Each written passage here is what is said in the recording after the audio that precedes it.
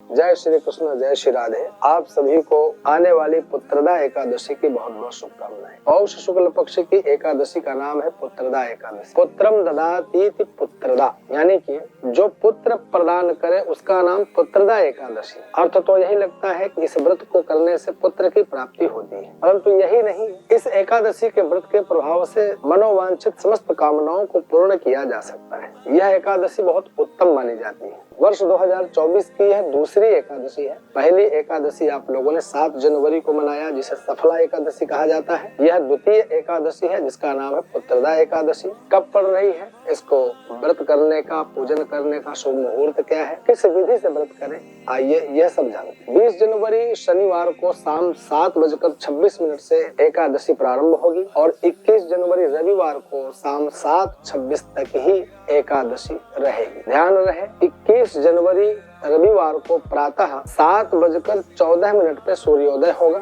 और 7:26 से भद्रा प्रारंभ होगी, जो कि लगभग शाम को 7:26 तक की भद्रा रहेगी। भद्रा से पूर्व हमें संकल्प करना है। कब करें, तो प्रातः 7:14 से 7:26 के मध्य में व्रत करने का संकल्प करना चाहिए और करना श्रेष्ठ रहेगा। कोई भी व्रत जप तप अनुष्ठान हो, उसके पूर्व में संकल्प प्रधान होता है। मैं हर वीडियो में बोलता हूँ कि जब भी आपको व्रत करना हो, कोई अनुष्ठान करना हो, उसके पूर्व में संकल्प करें, स्नान आदि से निवृत्त हो, आसन बिछाकर बैठें और भगवान लक्ष्मी नारायण के सामने, लड्डू गोपाल के सामने, भगवान श्री राम के सामने, जो भी आपके इष्ट देव हो उसके सामने बैठकर हाथ में जल लेकर के संकल्प करें। संस्कृत में संकल्प करें, अति उत्तम। संस्कृत नहीं आती है, हिंदी में ही भगवान के सामने प्रार्थना करें कि मैं मनोवांछित समस्त कामनाओं को पूर्ण करने के लिए अथवा निष्काम भाव से आपका व्रत करने का, उपवास करने का संकल्प करता हूँ। मेरे इस व्रत और उपवास को पूर्ण कराने के लिए, परिपूर्ण कराने के लिए मुझे सामर्थ्य प्रदान करें। इस संकल्प का जो समय है वही उत्तम काल है। संकल्प को हमेशा शुभ मुहूर्त में करें। उसके पश्चात भद्रा आए चाहे जाए, उससे कोई फर्क नहीं पड़ने वाला। तो प्रातः 7:14 से और 7:26 के मध्य में ही आपको संकल्प करना है और फिर विधि विधान से व्रत करना है। संकल्प के पश्चात एक दीपक जला दें, संकल्प करें और संकल्प के पश्चात फिर पूजन का कार्य प्रारंभ करें। उसमें भद्रा रहे न रहे, उससे कोई व्यवधान नहीं आने वाला है। उसके आपके कामनाओं में, आपके संकल्प में कोई विघ्न भी नहीं आने वाला है, क्योंकि आपने संकल्प निर्विघ्न आपने उत्तम मुहूर्त में किया हुआ है। संकल्प के पश्चात लक्ष्मी नारायण भगवान, शालग्राम भगवान अथवा लड्डू गोपाल, भगवान श्री राम की मूर्ति, जो आपके जहाँ आसक्ति, जहाँ प्रेम है, भगवान के उस स्वरूप का विधिवत पूजन करें। पूजन करने का विधान है कि पहले भगवान का ध्यान करें, भगवान के वस्त्र उतारें, फिर भगवान को स्नान कराएं। जल से स्नान कराएं, दूध, दही, घी, शहद, शक्कर से अलग अलग स्नान कराएं, पंचामृत से स्नान कराएं, शंख में पंचामृत डालकर भगवान का अभिषेक करें। अभिषेक के लिए, पूजन के लिए यदि आपके पास कोई मंत्र नहीं है तो ओम नमो भगवते वासुदेवाय,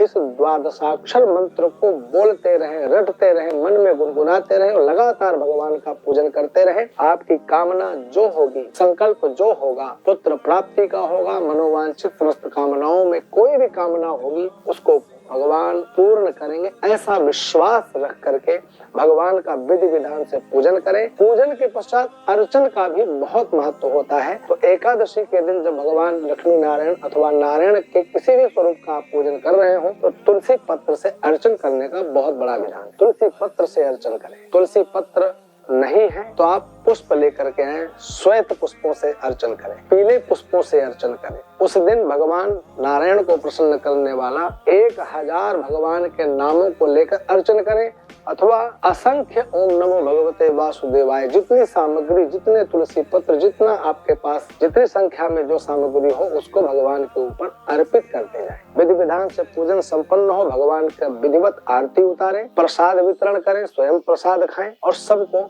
आरती का प्रसाद दें और भोग का भी सबको प्रसाद दें। इस प्रकार से आपका भगवान का यह विधि विधान से पूजन संपन्न होगा। पश्चात 1 बार अथवा 2 बार फलाहार इत्यादि का सेवन करें और प्रातः काल अगले दिन यानी कि 22 जनवरी को सोमवार के दिन प्रातः ब्रह्म मुहूर्त में उठकर स्नान आदि से निवृत्त होकर पारण करें, यानी कि द्वादशी के रहते ही पारण करें, करना ज्यादा श्रेष्ठ रहेगा।